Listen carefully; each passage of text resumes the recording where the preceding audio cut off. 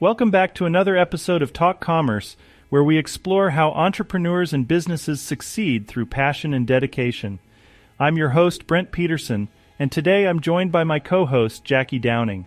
How are you doing today, Jackie? I'm doing great, Brent. Thanks for asking. I'm really excited about today's episode.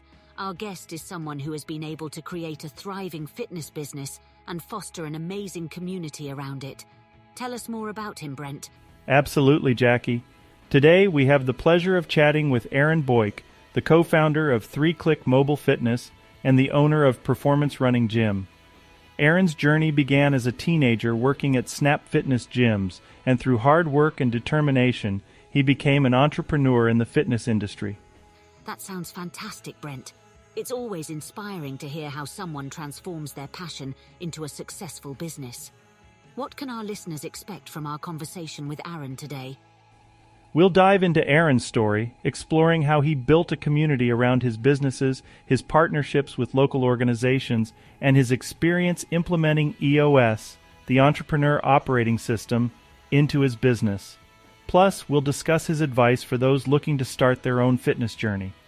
I can't wait to learn more about Aaron's journey and how he's managed to make such a positive impact in the fitness industry.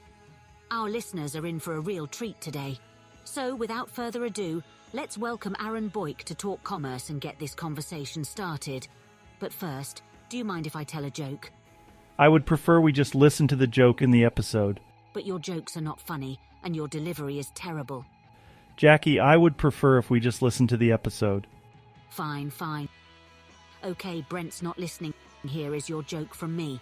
If two wrongs don't make a right, what do two rights make? A working airplane. Now a word from our sponsors. Great news for the Magento community. Hoofa is now fully supported by Amnesty, the #1 Magento extension provider. With a catalog of over 250 Magento products and solutions and a full range of custom development services, Amnesty actively invests in providing compatibility with the Hoofa theme. 33 solution compatibilities have already been released and are available as part of the regular product subscription with no extra charge. And many more new compatibilities are coming. In partnership with Hoofa, Amnesty is focused on providing its clients with high-quality extensions, great performance, and a high level of service. Visit amnesty.com for more details. That's AMASTY.com. And remember to tell them Talk Commerce sent you.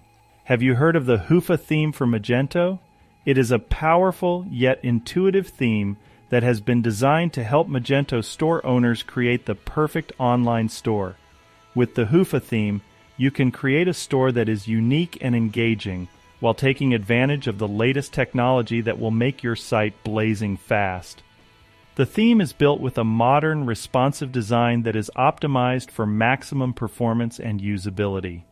You can easily achieve Google Lighthouse scores of 10. It is also fully customizable, allowing you to adjust its look and feel to fit your brand. Overall, the Hoofa theme is the best choice for any Magento site.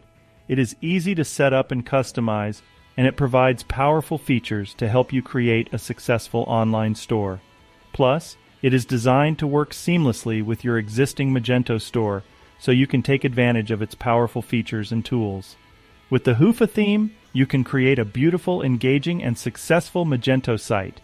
Go to hyva.io to learn more. That's hyva.io, and tell them that Talk Commerce sent you. My name is Brent Peterson, and I'm your host. Please remember to subscribe wherever you download your podcasts. And now, Talk Commerce. Welcome to this exercise version of Talk Commerce. Today I have Aaron Boike. Aaron is the co-founder, the founder of 3Click Mobile Fitness. Aaron, go ahead, introduce yourself. Tell us a little bit about your day-to-day role and maybe one of your passions in life. Yeah, thank you, Brent. So day-to-day role, I manage and oversee the businesses. So my title is the integrator. I tie all the other positions underneath me together to make sure we're moving in the right direction. And something I do on a daily basis is basically working with my team to make sure that everybody's rowing the boat in the right direction and achieving our goals. That's awesome. And passions in life? Definitely outdoors and running. Those are my two big ones. All right, so we probably will have a few things to talk about in running, and I follow you on Strava, so I see your fantastically awesome runs that you do. Before we get into talking about your business and your journey, I would like to just tell you a joke. I know I prepped you with this, and all you have to do is tell me if this joke should be free or if we could charge for it. And I actually found a gym joke for us today. So here we go. Why did the chicken go to the gym? To work on his pecs. Brent, it's a good one, but I think not quite good enough to charge for it. Yeah, I know. If you've listened to any episodes, they're all going to be like that. All right, let's start off. You used the word integrator. I'm an EOS person, and that is an EOS acronym, or not acronym. It's an EOS word that we use. So tell us a little bit let's back up a little bit. Tell us a little bit about your business and how you got into it. Yeah, 3-Click Mobile Fitness was co-founded by myself and a gentleman named Benjamin Cowan, who's a local entrepreneur. He's got a whole bunch of businesses that are now focused in home service. But at the time, I actually started working for him back when I was just 17 years old. He had purchased a couple Snap Fitness gyms, which were all the rage back in at the time. And he basically hired me as a 17-year-old, completely green to anything outside of making pizzas at the local Devani's, but very interested in fitness. So he hired me to help manage the gym, which was pretty simple at the time. It was signing up memberships, scrubbing toilets, literally everything that you do at a gym is requiring. I was responsible for, so I was the one and only. And then over time, I helped him open 6 total Snap Fitness locations, eventually helped him manage the personal training side of the business, which was something that at the time this Snap Fitness had really failed at as a franchisee. And we had figured out the solution. And we actually went to big corporate conventions and presented to all the Snap Fitness owners all around the country and the world about how to manage their personal training business in a successful way. After doing this for a couple of years, I was actually just about to graduate college with my bachelor's in kinesiology. Ben knew that I was looking at other things, and he started floating the idea of 3-Click Mobile Fitness. And at the time, we were basically thinking about it like the geek squad of the fitness industry. We wanted to be able to bring fitness to people wherever they were and make it as easy and convenient and exceptional as possible. So the name actually came from the original booking process, which was your location, your trainer, your time. Those were the 3 clicks that people had to select on our website to get booked with their initial session with a trainer. So it was that easy, and that was the whole concept, is then we would come to you, we'd have the best trainers, and we'd be focused on your goals. So that's where things started and where this journey all began. And all full transparency, I was a client before the pandemic, and it did help. I had you set me up with some goals, and I was able to achieve, and in fact, I was able to achieve all the goals that we set up. I don't know if I had a goal. I want to qualify for Boston. That is one of my goals, but it wasn't. My goal would be just remain injury free. And that was one of the big ones. But I also got a 20-minute PR on the marathon, so that helped. And certainly what you did helped. So tell us a little bit about getting into that business space. And it sounds like you came right out of high school right into business. Yeah, so I really gained a huge interest in fitness in high school, actually. I grew up as an overweight child and adolescent and really felt like I had no hope for ever regaining control over my body and my physical shape, and actually my mental shape too. But either way, at 17 years old, I decided to just start with a walk a day. That was literally all I did. After dinner every day, I would go for a walk. You started off probably 10 minutes and eventually turned into a couple miles. And over time, I started shedding weight.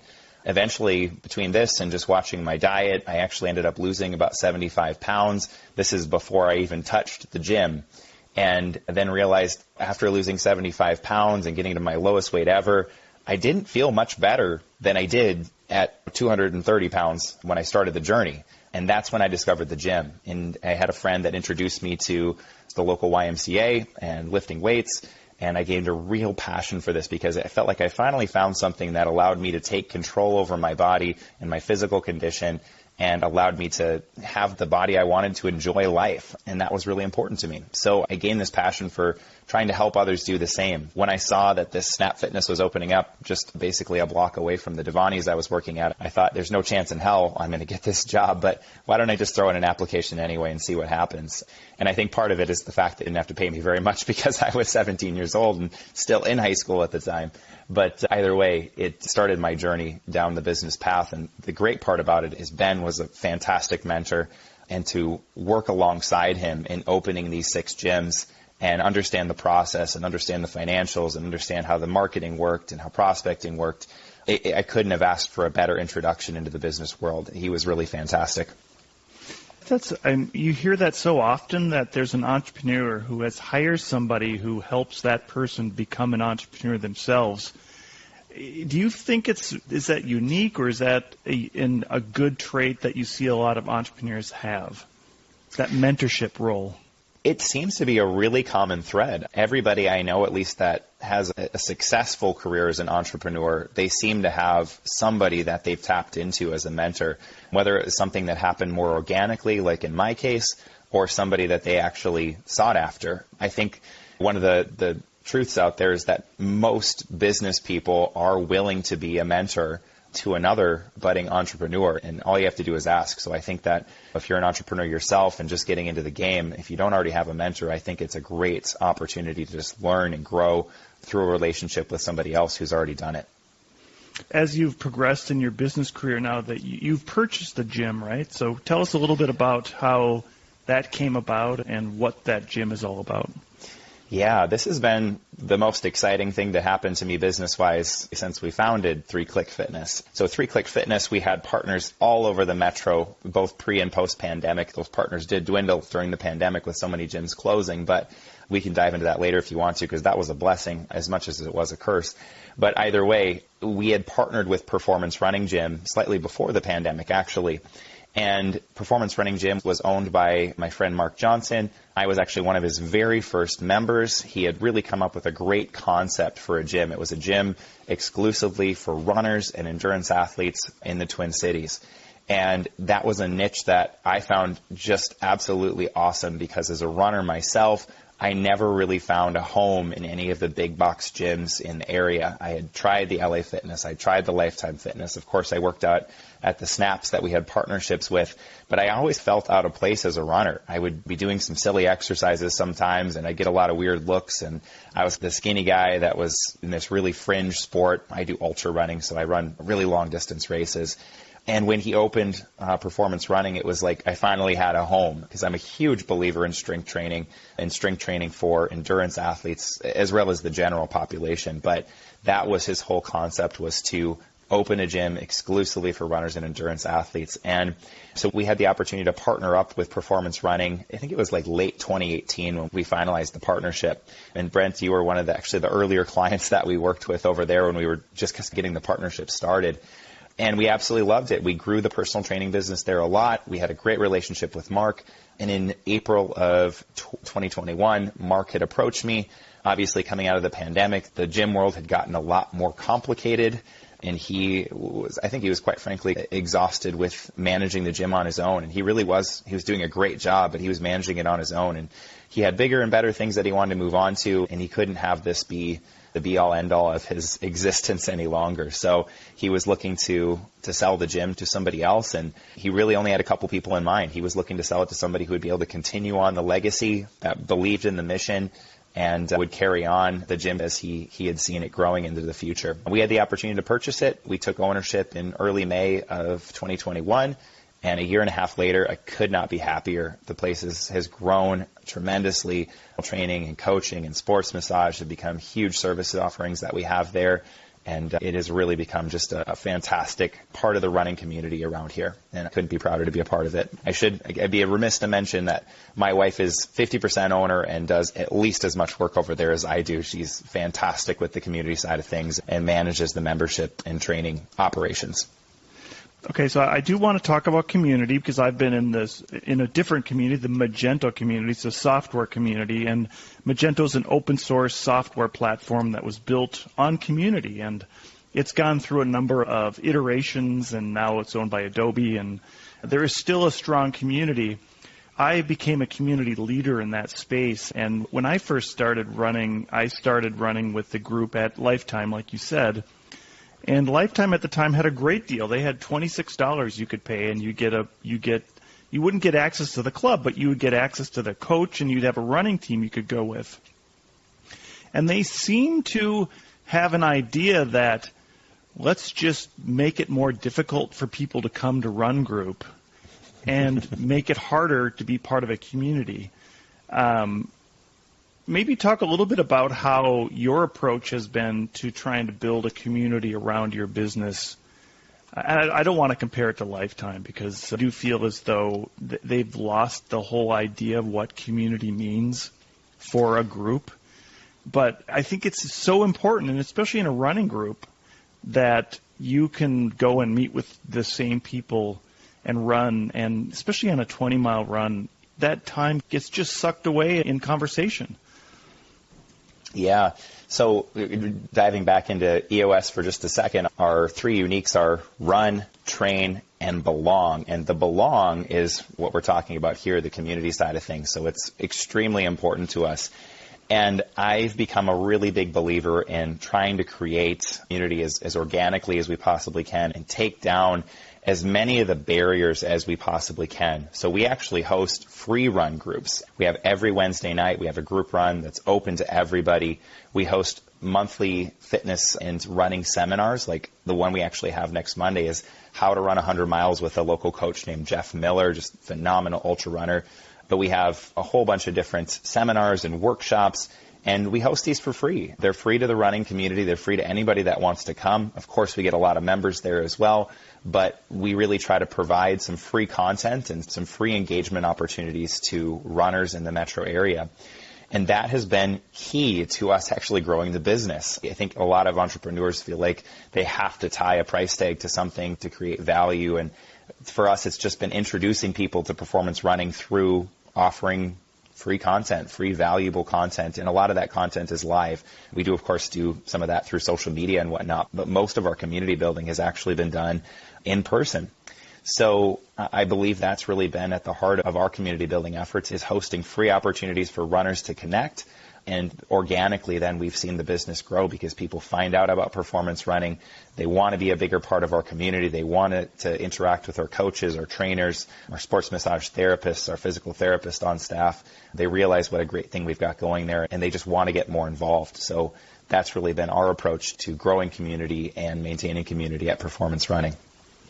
Yeah, I had a conversation with a business person on Monday where they were describing that the idea of, as a community, do you want to force something on somebody, or would you like somebody to come and then enjoy it and participate in it because they want to participate in it? So I think it brings you a better customer as well at the end of the day. In the open source software space, people participate in it because they enjoy that community and they like to give back.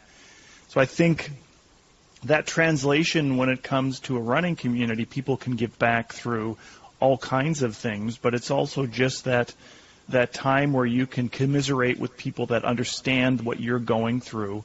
And especially in the ultra space, and I've only done one ultra, so I can't say I guess I can say I'm an ultra runner, but I'm not a hardcore. I'm not a hardcore. I have a 50-miler in my plans at some point, but anyways, that's a separate subject. I do believe that the strategy of community and that sort of organic growth, and then not, like what you said earlier about not tying a price tag to every single piece. Where have you seen the biggest adoption of this kind of community model in your business practice? So in terms of just engagement, where do we get the most engagement that leads to actual sales and conversion? Yeah, do you track that? Yeah, we have a couple ways of tracking that, but actually so far it's been the free workshops and seminars that we've had the best translations from. The one that we're not tracking very well, that what I would actually assume might be a close second, is sponsorship and engagement with events. I didn't mention that before, but we've partnered up to become a platinum sponsor with Mylan My Shoes, which is a local nonprofit that helps basically disadvantaged and underprivileged populations, so people exiting prison, people exiting halfway houses and struggling with addiction and coming out of that, helps them to re-enter the community through running and through pairing them with running mentors. And it's an organization I really believe in. And so we've partnered up with them. We actually have a couple of our coaches that are mentors for them and lead some of their group runs. And then we've also partnered with a couple of local running race organizations to sponsor their events too. So I would actually assume that's a close second, because that allows us to engage with sometimes hundreds and thousands of people all at one time. Okay, I have to give a shout out to MIMS, because I'm a MIMS coach on Team Southside, woo. And I think that approach and what you've just described is such a great asset, and I think a lot of entrepreneurs overlook that local community aspect. And they certainly, it depends what space you're in, but they certainly overlook that community aspect that helps to build people up that aren't maybe privileged enough to be in the space we're in. And I think running is a great example. And I just did a podcast on MIMS with somebody that was interested in the subject, where we talked about how we learn about the other person's lives, right? And we literally learn about what is it like to be in their shoes. And then we hopefully are some kind of a model for them to see, hey, if you show up 3 times a week and run, you get a lot of benefit. You not only get a physical benefit, but what we've found is that there's that community benefit. We have 30 to 45 minutes to go out and run, and what are you going to talk about? You're just going to talk about stuff, and you're doing that often. And if you we do a half marathon training on the weekends, if that is an hour and a half or 2 hours of running, that's even more time where you have an opportunity to learn about that other person and build the community part of it. It's not just the physical running part. Yeah, and I would say a lot of the best connections that I have made for performance running specifically have been with people on runs. It's amazing the barriers that get broken down and the trust and camaraderie that gets built when you go out and run with somebody. I don't know what it is, but for some reason we let our guard down, and it might be the endorphins, who knows, but it really helps you connect with people. So you did mention right off the bat a little bit of EOS. Can you just give us an explanation of what EOS is and how that helps you in your business? Yeah, so EOS is the Entrepreneur Operating System. It's basically just what it says. It's an operating system to run your business on, to help you gain traction and establish a vision to see your business forward. We actually started working with a local EOS coach, a gentleman named Troy Schutte, back in 2019, September of 2019. Big shout out to Troy. If anybody's looking for a coach, he is honestly the best that I've come across. I've actually had the pleasure of working with 3 different EOS coaches, 2 before I purchased the business and 1 since I purchased the business. And either way, it's been one of the best decisions I've ever made, and really allows us to live our lives a lot more enjoyably because we have things set up and organized. And I think that a plague as an entrepreneur is that you have so much to focus on at once, and it really allows you to organize things in a way that allows you to be effective with your time, live your own best life while still executing on the goals of the business. Would highly recommend it to people if they haven't already looked into it. Yeah, and the Twin Cities is actually a bastion of EOS implementers. My first implementer was Dan Moshe, and then Matt Beecher has also helped me quite a bit. But I think there's 28 or 30 implementers in the Twin Cities alone. So it's a great place to be if you're looking for somebody. Maybe it's not a great place if you're an actual implementer, but it is a great place to be. But wherever you live, I think they call it a 90-minute meeting where you get a free kind of introduction. And I would encourage anybody listening as an entrepreneur to get in touch with somebody that is doing that, because Aaron and I don't have time right now to get into it, but it set, when we sold our business in 2021, it set us up to be able to have all those systems in place to be able to just say, here's our business that's for sale, go ahead and do your due diligence. And it gives you all those little check marks, let's just say. So one of those things would be scorecards, but I think the cornerstone is the L10 meeting. And I don't want to make this an EOS podcast, but the L10 meeting is, do you do L10 meetings? I should ask first. Yep, every single week for both our leadership team and our training team. And just to comment on what you just said, I completely agree that basically the value of your business goes up if you're an EOS business, because you do have all those check marks, all those different things that somebody would be looking for if they were looking to purchase a business that was functional and operational and had potential for future success. It helps you check all those boxes. So I couldn't agree more. All right, so let's just quickly go back to running. If you were to give anybody some advice on how to get started and how to stick with it, what would you tell them?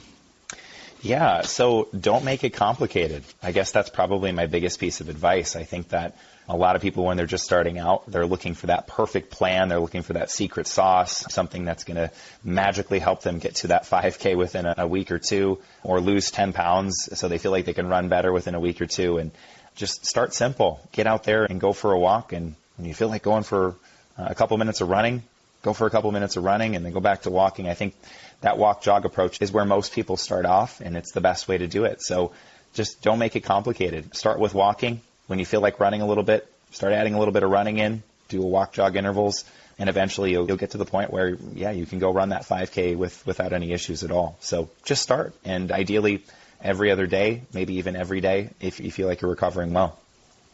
Yeah, at MIMS, anybody that does their first time at MIMS, they run a mile. And oftentimes we don't run a mile. We might walk a mile. Even sometimes we walk a mile. And we've had people that have come and run an 8-minute mile and then have had a cigarette on their first mile. And then we've had people that do a 20-minute mile on their first day. It doesn't matter, right? It's the art of getting out there and doing and changing something in yourself to help yourself grow. And I think that some of those habits that you form around that. And one of the things that I did, I think a lot of runners are numbers people, right? So when you say don't make it complicated, some of us make it too complicated. We want to track all of our heart rate statistics, and you buy a stride pod, and you want to figure out what is your power spring ratio and all this stuff you don't even look at. But you know, that basic number tracking, like how many miles a week do you run, and then setting some goals against yourself. Like I have a running streak that I do, and there's all kinds of things and opportunities that you have and races to do, and I don't know. We could talk about this for an hour, but in races, that might be another thing to look at. If you're inspired to do that, just sign up for something short, something that inspires you, because to have that nugget on the calendar at the beginning of the summer or spring or whatever it is, that can really motivate you to get started too. One other tie-in and then we'll have to wrap up, but I think one other tie-in that we can see from business to running, and especially in longer distance, is that you have to make a commitment to do something. And in EOS, we call it a rock. We have 3 months to complete it. In a marathon, you typically have 4 months, but if you're doing more than one a year, sometimes you only have 3 months. And you have to do those things to hit your goal at the end of that period. So no matter how long it is, if it's 16 weeks, 12 weeks, or 8 weeks to get to your race, that you have to have the discipline to not only start, but your finish is going to depend on how you feel the day after that race. And I always say that if anybody can do a marathon, it's just how you feel the next day, right? You're going to feel you're not going to feel great if you don't do any training. And I've done a marathon in 3 weeks, and I felt horrible the next day.